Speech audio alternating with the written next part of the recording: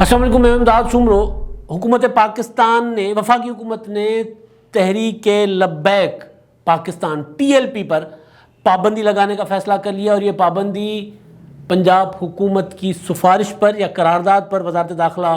وفاقی وزارت داخلہ نے لگانے کا اعلان کیا ہے، اور یہ اعلان شیخ رشید صاحب نے کیا ہے۔ اب شیخ رشید صاحب نے آج پریس کانفرنس کی ہے۔ پریس کانفرنس میں انہوں نے وجوہات جو ہیں وہ تفصیل کے ساتھ بتائی ہیں۔ ظاہر ہے آپ کو پتہ ہی ہے سارا ملک میں جو کچھ چل رہا ہے، تو اس پر تفصیلی بات کریں گے۔ شیخ رشید صاحب کا کردار، پہلے وہ کیا کرتے رہے، اب وہ کیا کر رہے ہیں، اور پاکستان میں کس طرح حالات پچھلے 2-3 دن سے حکومت کے قابو سے باہر رہے، اس پر گزارشات ہوں گی۔ اور آخر میں ایک اور خوشخبری ہے اس سے ہٹ کے پاکستانیوں کے لیے، وہ بھی گزارش کروں گا۔ تو آج ہوا یہ کہ کل میں نے گزارش کی تھی، وہ جو میری لیٹ نائٹ ویلاگ تھا جو، اس میں کہ وفاقی حکومت نے بڑی کارروائی کرنے کا فیصلہ کیا ہے، اور میں نے یہ بھی گزارش کی تھی کہ وہ جو سازشیں ڈھونڈی جا رہی تھیں کہ مارشل لاء لگ رہا ہے اور یہ ہو رہا ہے وہ ہو رہا ہے، تو اس کے پیچھے، یعنی وہ سازشوں کے پیچھے اصل میں اس طرح کی جو افواہ خبروں کے پیچھے، کیونکہ جب بھی پاکستان میں اس طرح کے دھرنے لگتے اور خاص طور پر کوئی مذہبی نعرہ لگا کر لوگ جب آتے ہیں، یا جو اس طرح کے گروہ یا اس طرح کی تنظیمیں جب آتی ہیں، تو پھر خدشہ ہوتا ہے اور حکومتیں پریشان ہو جاتی ہیں کہ یہ کیا ہو رہا ہے، کیونکہ پاکستان میں ایک ماضی رہا ہے، ریکارڈ رہا ہے پاکستان میں کچھ سیاست کے اندر مداخلت کا۔ جسٹس قاضی فائز عیسیٰ کا فیصلہ صاحب نے پڑھا ہوا ہے، اسی کے دھرنے کے متعلق تھا، اسی TLP کے متعلق تھا، اور TLP کو اسلام آباد، فیض آباد جب 2017 میں وہاں دھرنا ہوا تھا، اور اس دھرنے کا از خود نوٹس ہوا تھا، اور اس خود نوٹس میں کیس میں انہوں نے 6 فروری کو اس کا فیصلہ سنایا تھا، جس میں انہوں نے ایک ایک کردار کو انہوں نے بتایا تھا کہ جناب اس میں فلاں صاحب کا کیا کردار تھا، فلاں ادارے کا کیا کردار تھا، ریاستی ادارے کس طرح پولیٹیکل انجینئرنگ کر رہے تھے، یا ایک مذہبی لوگوں کے جذبات استعمال کر کے کس طرح ایک حکومت کے خلاف، یا بلکہ حکومت کے خلاف ہی تھا ظاہر ہے وہ دھرنا، وہ کیونکہ ایشو تھا حلف نامے کا، وہ جو پارلیمنٹرینز کا حلف نامہ ہوتا ہے، اس میں کہا گیا تھا کہ جناب اس میں کچھ تبدیلی کی گئی ہے، تو اس پر ظاہر ہے معاملہ ہوا تھا، اور لوگوں کے جذبات ہوتے ہیں، اور جذبات جائز طور پر لوگوں کے جو مذہبی جذبات ہیں ان کو اگر ٹھیس پہنچے تو ظاہر ہے لوگ جذباتی ہو جاتے ہیں اور ایک مطالبہ لے کر چل پڑتے ہوتے ہیں۔ لیکن قاضی فائز عیسیٰ صاحب نے کہا تھا کہ اس کو حکومت کے خلاف استعمال کرنے کی کوشش کی گئی، اور پھر وہ سب کو پتہ ہے کہ جس طرح وہ جب دھرنا لگا تھا اور جس طرح دھرنا ختم ہوا تھا، وہاں پر وہ بیٹھے رہے تھے، کوئی 3 ہفتے دھرنا رہا تھا فیض آباد، اور وہاں پر کسی قسم کی کارروائی حکومت کہتی تھی وہ بھی نہیں ہوتی تھی، اور بعد میں بہرحال وہ دھرنا ختم ہوا، اور ختم ہونے کے بعد جب وہ سو موٹو ہوا تو سو موٹو کے بعد اس میں شیخ رشید صاحب کا بھی کردار آیا تھا، پاکستان کے انٹیلیجنس اداروں کا، ان کے سربراہان کا، ایک ایک کا کردار ہوا، اور اس کے بعد قاضی فائز عیسیٰ صاحب جو ہے تب سے اب تک خود کٹہرے میں کھڑے ہوئے ہیں۔ لیکن انہوں نے جب فیصلہ دیا تھا، انہوں نے جن کرداروں کو کہا تھا کہ ان کو استعمال کیا گیا ہے سیاسی مقاصد کے لیے، مذہبی جذبات ابھار کر ان کرداروں کے خلاف، اس گروہ اور اس تنظیم کے خلاف آج وفاقی حکومت نے خود فیصلہ کیا ہے۔ کون سی وفاقی حکومت؟ جو اس وقت دھرنے میں جب وہ اپوزیشن میں تھی تو دھرنے کی مکمل حامی تھی، اور آج کے وزیر داخلہ سپریم کورٹ کے قاضی فائز عیسیٰ کے اس فیصلے کے مطابق اس دھرنے میں نہ صرف شامل ہوتے تھے بلکہ اس کی سہولت کاری کرتے تھے۔ ان پر یہ بھی الزام تھا، اور پھر اسی فیصلے میں 2014 کے دھرنوں کا سوال بھی اٹھایا گیا۔ اسی فیصلے میں 12 مئی مشرف کے دور میں جو اسلام آباد کراچی میں وہ جو کیا گیا تھا، تب کے معزول چیف جسٹس افتخار چودھری جب وہاں پر جا رہے تھے، تو وہاں پر جس طرح کی خون کی ہولی کھیلی گئی تھی، تو اس میں اس کا بھی اسی کیس میں تفصیلی وہ سارا ذکر ہے سب کا۔ تو بہرحال وہ پھر جو جماعت اس وقت اس دھرنے کی 2017 والے دھرنے کے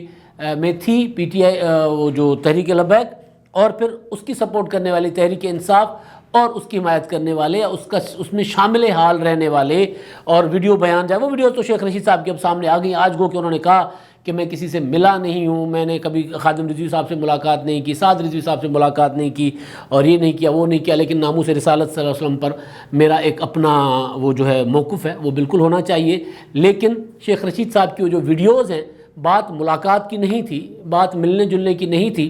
ایشو یہ تھا کہ شیخ رشید صاحب کی وہ ویڈیوز تھی وہ پرووکنگ ہوا کرتی تھیں، وہ لوگوں کے مذہبی جذبات سیاسی مقاصد کے لیے استعمال کرنے کے لیے تھی۔ ان کا شیخو پورہ میں بھی ایک جلسہ ہے جہاں پہ وہ جلا دو، گرا دو، مار دو، یہ کر دو، وہ کر دو، سارا کچھ تھا۔ لیکن آج کیونکہ جب اپنے اوپر ذمہ داری آئی ہے،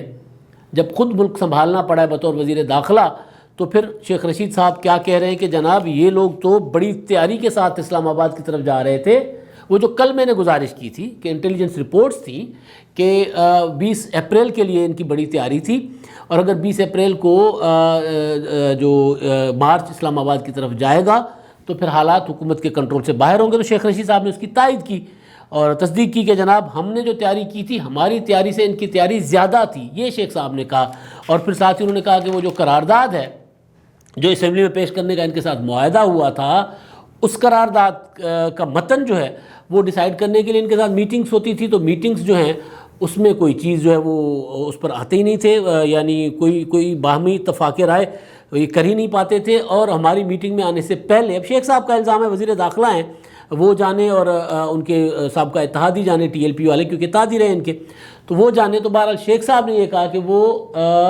آتے تھے میٹنگز میں تو اپنی ریکارڈنگ کروا کے آتے تھے، اور ریکارڈنگ کروانے کے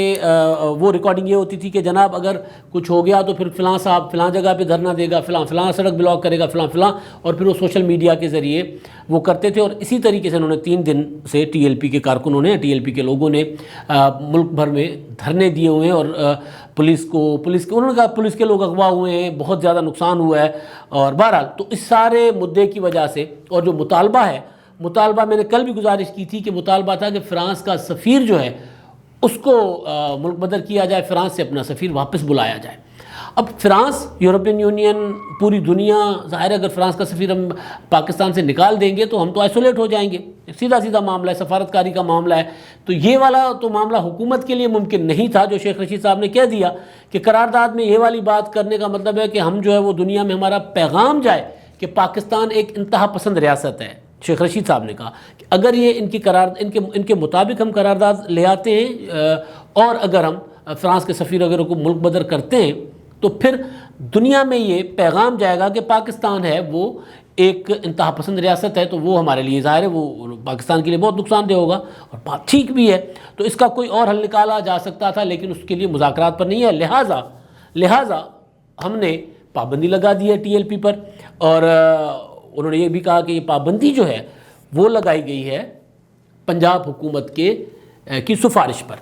اچھا جی، اب وہ جو جسٹس قاضی فائزی صاحب والا معاملہ تھا وہ میں آپ کو پہلے بتا چکا ہوں، قاضی فائزی صاحب نے وہ جو کچھ کیا تھا، لیکن اس کے ساتھ ساتھ ایک اور ایشو ہے شیخ رشید صاحب کا، وہ کہ وفاقی وزیر داخلہ کا معاملہ ہے۔ تو وفاقی وزیر داخلہ شیخ رشید صاحب جن کا وہ کہتے ہیں نا کہ میں پہلے بھی انہوں نے کہا، وہ جو ویڈیو میں نے بتائی اس میں تحریک لبیک کا نام لے کر وہ بات کر رہے تھے کہ وہ آ رہی ہے اور یہ کرے گی وہ کرے گی اور ہم ساتھ ہیں، یہ وہ اس ویڈیو میں وہ یہ کہہ رہے تھے، پرانی ویڈیو 2017 والی۔ لیکن شیخ رشید صاحب کا ایک ماضی اور بھی ہے۔ شیخ رشید صاحب جب مشرف کے دور میں وزیر اطلاعات تھے، اور اس سے پہلے شیخ رشید صاحب کشمیر جہاد کا جھنڈا اٹھا کر پھر رہے ہوتے تھے، اور آج بھی کہتے ہیں کشمیر کا میں جہادی ہوں کشمیر کا۔ لیکن اس وقت شیخ رشید صاحب جب مشرف صاحب نے وہ جو کشمیر میں جو تنظیمیں جو جہاد کیا کرتی تھیں ان پر پابندی لگائی تھی، سب کو پتہ ہوگا، ان کو کالعدم قرار دے دیا تھا، تو ان پر پابندی کا اعلان بھی جو ہے وہ شیخ رشید صاحب نے کیا تھا۔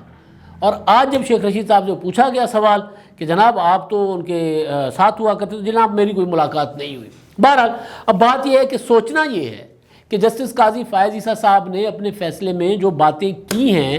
اس میں انہوں نے یہ بھی کہا تھا، لکھا تھا کہ جو احتجاج کرنے کا حق سب کو ہے، پرامن احتجاج کرنے کا، لیکن کسی کو لوگوں کی املاک کو نقصان پہنچانا، رستہ روک کرنا، راستے بند کرنا، جانی اور مالی نقصان پہنچانے کا حق کسی کو نہیں دیا جا سکتا۔ اور اگر ایسا کوئی سیاسی جماعت کر رہی ہو، ٹی ایل پی کے متعلق تھا، تو پھر الیکشن کمیشن قانون کے مطابق اس کے خلاف کارروائی کرے۔ اب الیکشن کمیشن بھی تب سے چپ تھا، ظاہر ہے۔ اب ہوا یہ کہ اب ٹی ایل پی پر پابندی کی سفارش آ گئی۔ اگر ٹی ایل پی پر پابندی کی سفارش وفاقی کابینہ منظور کر لیتی ہے، اور اس کے بعد وہ پابندی الیکشن، کیونکہ رجسٹرڈ تو T L P election commission میں، الیکشن کمیشن کے پاس جاتی ہے، تو سندھ میں ٹی ایل پی کے جو منتخب ارکان ہیں وہ تو ہو جائیں گے ڈی سیٹ، وہاں پر ہوگا دوبارہ انتخاب، اور پابندی پر پھر دیکھتے ہیں کتنا عمل کروا سکتی ہے حکومت۔ ابھی تک جو ارادہ ہے وہ جو کل میں نے بتایا تھا کہ ارادہ حکومت کا یہ ہے کہ انتہائی سخت اقدامات کیے جائیں گے، اور جو راستے وغیرہ کھلوانے کے لیے تو وہ کافی بہتری آ گئی کسی حد تک، لیکن جو مزید رد عمل آنے کا خدشہ تھا اس کو روکنے کے لیے بھی بڑے فیصلے کیے گئے۔ اب عمران خان صاحب منظوری دیں گے، لیکن ابھی پیراملٹری فورسز، رینجرز اور دیگر فورسز کی جو ہے وہ لی جا رہی ہے،